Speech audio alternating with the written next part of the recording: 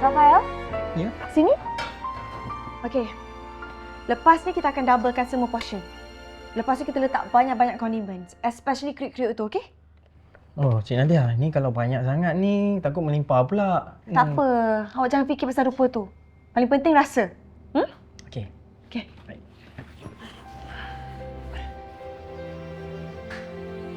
Nadia, kau boleh.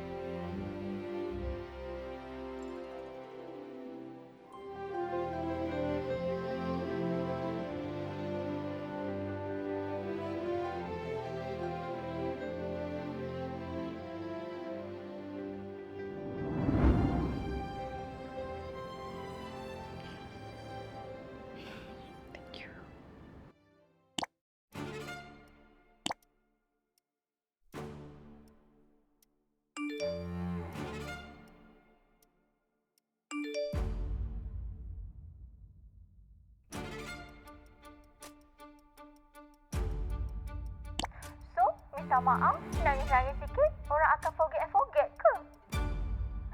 Jangan ingat orang senang-senang lupa. Apa yang dia buat kat I, sampai sekarang I tak boleh lupa tau. I dimalukan, I dihina, kejam.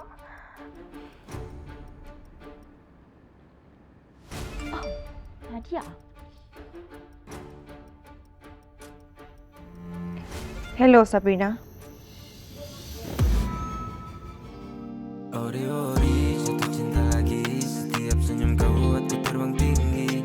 Ori-ori, semakin kau dekat, diriku jatuh hati lagi. Ori-ori, hati ini bonsi, buat aku terus jadi fancy. Ori-ori, cinta macam ni, buat aku senyum tanpa henti. Yeah, setiap kali kamu senyum tertawa, terbawa rasa nyata ori-ori beraroma. Rasanya penuh warna bila kita bersama, kemana saja asal kita dapat berjumpa. Terlalu manis, si spicy